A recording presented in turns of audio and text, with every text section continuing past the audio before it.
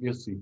Okay, so single digit Q. So at this point, we should know all of our double digit Q fundamentals, and we're applying on just a little bit of using Aji to accomplish our goal.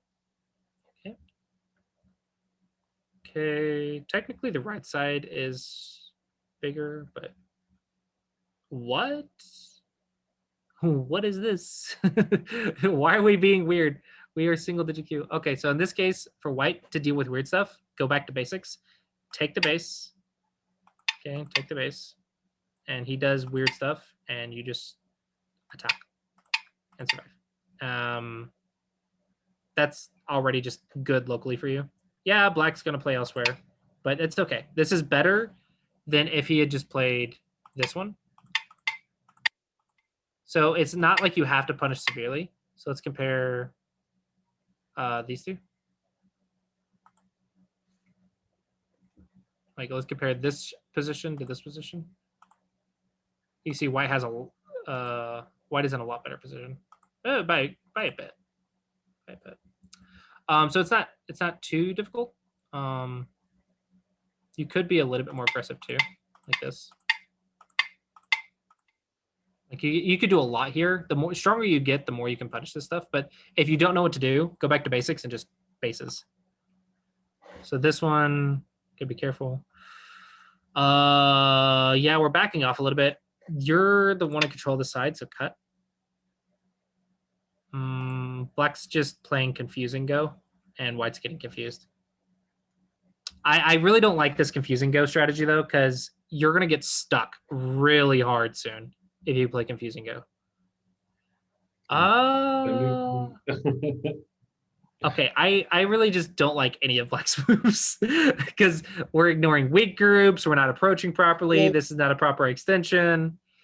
Like, you want to play that on that side, but also the left side's bigger. You need to play defense. So let me give you a slight input on it. Black is very good at reading, but has no knowledge about basics or anything. Gotcha. Okay, so that's actually not terrible because when I've talked to professionals and top amateurs, they usually, like, I've asked them for advice. I'm like, what do you need to do at 5-dan? There's two types of 5-dans, okay? Or probably like 3-dan is more accurate nowadays, but 3-dan to 5-dan, there's two types. One is the first type, which I think is more common. It's what I am, which is the basics type. You just pretty much know all of the basics and go.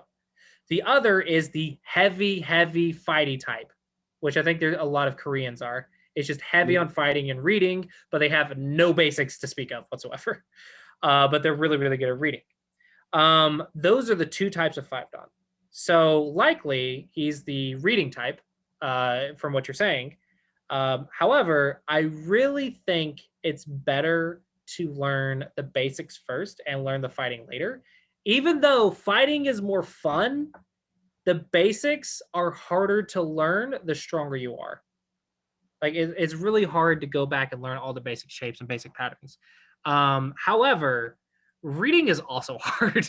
Like, at both things. I was gonna say, I always thought that the reading is harder to learn than the basics. Basics you just learn, right? There's a thing, you sit down and learn it. The reading is hard to no, they're both really difficult.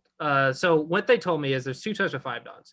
It's the fighting and the basics. To get to 7-dan takes as long as getting from 30Q to 5-dan. So you have to learn the exact same amount in the other category. And then you have to combine it both to get to 7-dan. So from 5-dan, from mid-dan to high-dan takes as long as 30Q to like mid-dan. It's a long freaking time. It's why I haven't leveled up in many years. But I really think that the basics are more reliable for consistent win rates. So for example, if you're in a tournament, let's say you're 9Q and you're at a tournament in the single digit Q sections, like 10Q or 9Q to 5Q, and you want to try to win. Guess which one has a higher chance or more reliable chance of winning, of having a good win percentage? The basics one? The basics one. Because the fighting one turns everything into a life and death problem. Well, what happens if you get into face an opponent that happens to get lucky and solve that life and death? Because, people do go problems. well, then you have no backup plan. Basics, you're supposed to learn how to deal with aggression, but for some reason, it's like really effective against this level. So I don't know. Like I'm really biased to basics. I was a fighting type while learning, so like I used to be the player exactly like Black. Yeah, I'm really biased to basics because any Dawn player can rip this style a new one. Like you're never gonna win a game against the Dawn with this because there's just too many openings. However, with that being said, it's really effective against singleton queues, and I'm really surprised by it because all of my students struggle with the style so much, and it was like just take their base and surround them, and it works. So yeah, this one is good. This one is slow because you're already alive. So I would say this style can be really powerful, but I personally don't advise it. But technically, you can get to 5 done with it. You just have to do a million go problems. However, to counter this style, because I think most people are like White who have to deal with this crap. To counter this, you have to be really solid and take advantage of any openings that you have. But once you understand bases, you're going to be able to, hopefully, you'll be able to destroy this style. Because once you understand how bases work and cutting points work, this style will not be as effective until they learn to apply it at a higher level, which is a totally different thing. So for White, I don't like this move because you already have a base. And this style is literally Tanukiing more than you. So every single time you play a Gote slow move, they get a handicap stone. So you have to be solid about your Tanukis. Once you're alive, once you're solid, you have to go somewhere else and punish something. So you have to punish. You have to punish. You have to punish things, or go play a big move and then punish them later. But you cannot play slow moves against the style. You will just lose. That's the big thing. Is this style really punishes slow moves like hardcore.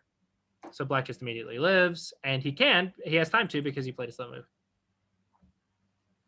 This is technically Sente against these, but this is urgent, so this is bigger. Black plays here. Yeah, urgent first.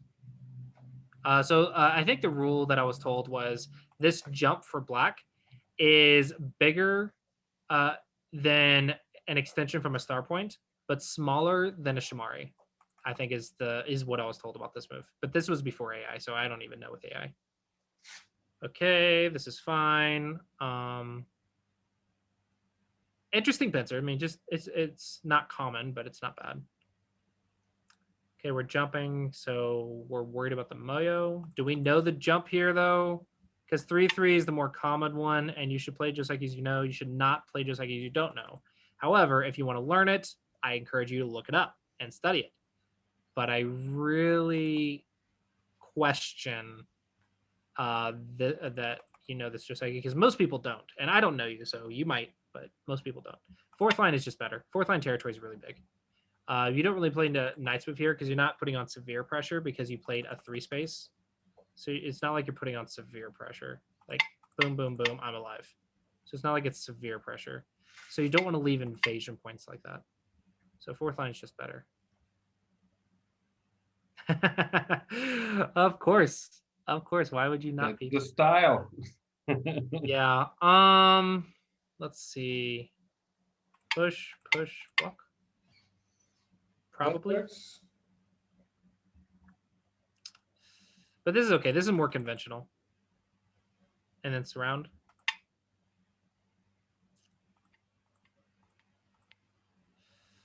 It's hard to basic your way out of this because it's all reading. I got it.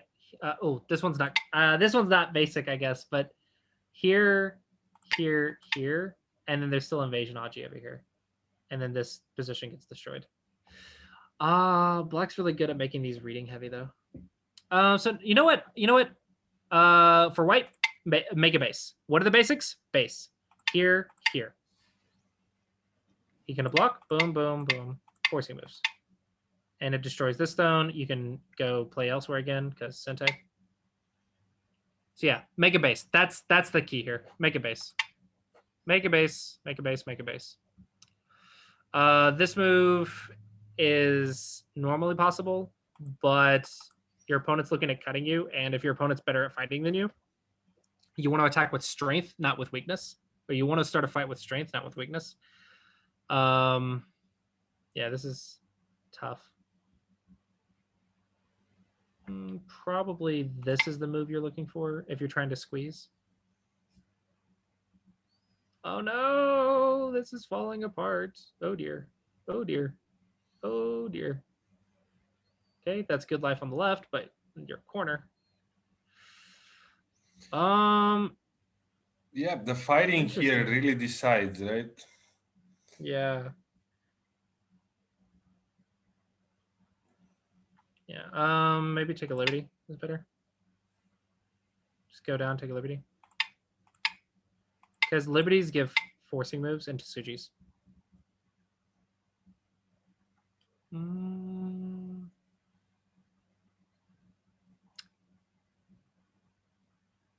That's cool. Because so black actually knows how to attack with strength.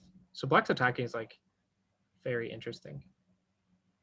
No, we can't just leave it, right? Because we lose instantly if that dies. It's too big. Yeah, that's like if we had a big Moyo, maybe. But if this is dead, it's game over. Because at 9Q, I would say greater than 25 points is game over. So either make an all or nothing move or resign if it's just dead, because this is much bigger than 25 points difference. But I feel like it makes sense for white to keep fighting, no? And try to Yeah. No. I'm saying if you give up this group, you have to do an all or nothing move or resign, because this is greater than 25 point difference, and that's just too much. So let's see, what would I do? Here. Maybe apply those shapes. Try to live. Use attachments and forcing moves to try to live. Also, I would check the escape route. Yeah, that's what I was looking at. Probably you can't escape, but I would check it. Like, what are you going to do? I would at least check. But we can't play normal. This is complete overplay. This is bad attacking. Okay, so white is absolutely alive on the left. So you cannot play vital points with a living group that has escape routes as well. You can't play a vital point before it's surrounded. That's just bad attacking. So this is just losing points. I could literally ignore this and you can't kill me. So this is just losing points for no reason. So this is bad attacking. This is too much. Yeah, now this is getting a weak group. So this is an opening that, like, if this wasn't dead, this would be a big opening for white to attack this to like destroy the top. And you're like, okay, make your choice. What do you want? And that's a good way for your attacks to backfire. So this is bad attacking right here. Like, I understand like you want to attack stuff, but like save it.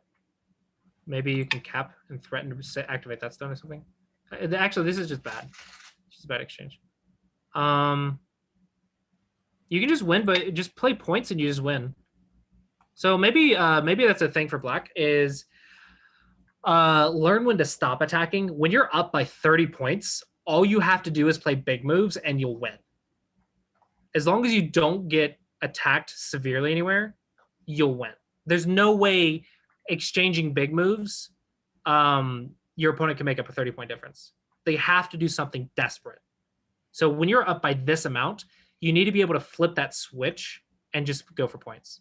But if you keep attacking, you're going to potentially get an entire weak group that your opponent might be able to kill, and that will make up for their dead group. So this is getting closer and closer to this size. So it's just unnecessary risk. And white, you have to go all out. You're dead. You have to go all out. Okay, so that was like white's last chance. Yeah, again, learn to turn it off.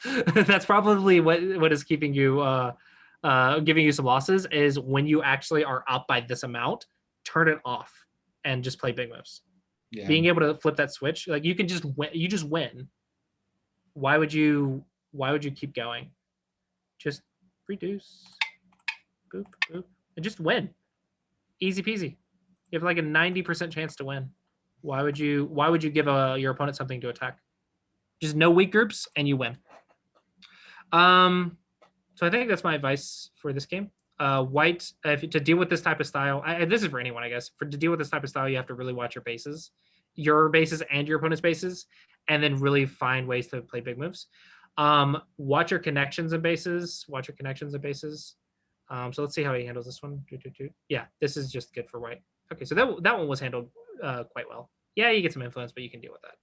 That's a lot of points. So this one was handled well. This one, you made a mistake. There was slow move. I hate black style. That's complete opposite of me, so I'm very biased to basics. But it's effective at this level, but you have to at the very least you have to be able to turn it off at will. You need to be able to okay, I've won, done, turn it off, and then just win. Playing that style, you hit the wall around 5-6K, and then you just have to change. You have to learn. You have to attack at a higher level. So it's not like you have to change specifically, but moves like this just don't work anymore at 5K plus.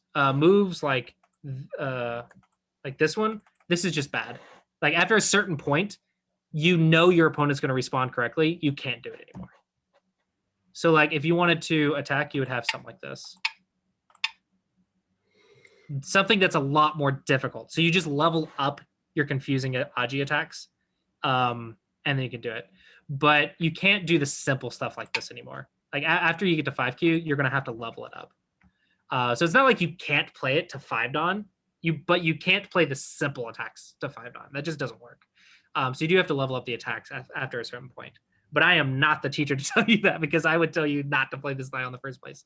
But it is technically a style that you can do to 5-don. I just don't encourage it or recommend it, but you can do it. However, again, the thing that I will tell you is you have to be able to turn it off and just play big moves at will, because once you're up by this amount, the only way you lose is if your opponent kills something and makes up for it. So the only way you lose is by giving your opponent something to kill. That's the only way to lose. So if you lose games like that a lot, you need to be able to recognize when you're up by a certain amount and just stop. Oh, hey, Dorman. So yeah. So I think that is good for this game.